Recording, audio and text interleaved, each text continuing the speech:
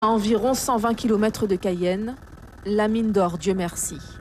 La société Oplata a suspendu son exploitation début 2016 pour se lancer dans la construction d'une usine de cyanuration, la première de ce type en Amazonie française.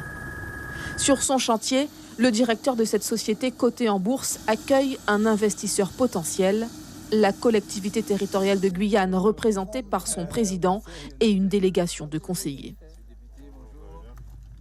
Nous pensons tout particulièrement à l'entrée au capital de Oplata, comme pour d'autres sociétés. Je rappelle que nous sommes sur le point de mettre en place une société de développement à capital risque, ce qu'on appelle une société de développement avec un fonds des fonds, avec une fiducie pour permettre la relance de l'économie, notamment des micro-entreprises. C'est certainement une bonne initiative. Après, il faut négocier et j'espère être informé de l'évolution des négociations sur l'entrée au capital, à quel pourcentage, à quelle hauteur aussi on finance les parts. Et je pense que c'est ce genre de négociation qu'il faut envisager avec un autre industriel beaucoup plus gros qui est Montagne d'Or.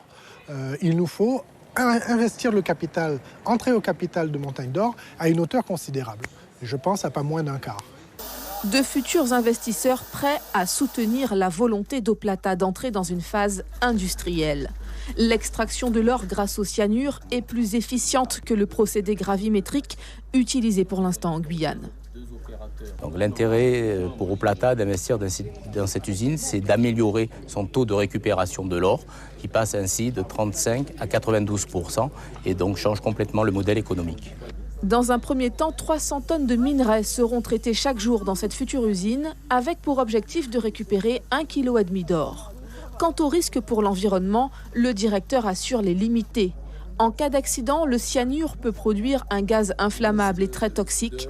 Alors pour la construction de ces digues, Oplata affirme avoir suivi les prescriptions de cabinets spécialisés. On va faire subir un traitement de détoxification que l'on appelle de décyanuration, afin d'obtenir un taux compatible avec le taux de rejet dans l'environnement. Ensuite, ce rejet va passer dans cet autre épaississeur pour faire le plus solide possible ce rejet, pour bien le stocker en bassin de décantation qui est en aval de l'usine et dans lequel ensuite on récupérera l'eau pour pouvoir travailler en circuit fermé. L'investissement total d'Oplata dans ce projet s'élève à 15 millions d'euros. Il inclut la construction de cette nouvelle base de vie avec climatisation dans les chambres et Internet par satellite. Un niveau de confort supérieur au camp actuel pour attirer le futur personnel.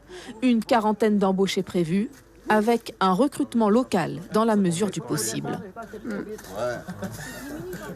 Pour certains postes de management, nous allons embaucher des expatriés. Nous n'avons pas le choix aujourd'hui, compte tenu de l'avancement de notre projet et de l'avancement de la formation ici en Guyane.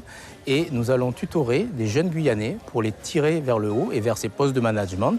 Le but étant à terme, c'est-à-dire sous environ 18 mois, d'avoir plus de 80%, voire 90% de personnel guyanais dans notre entreprise pour opérer cette usine.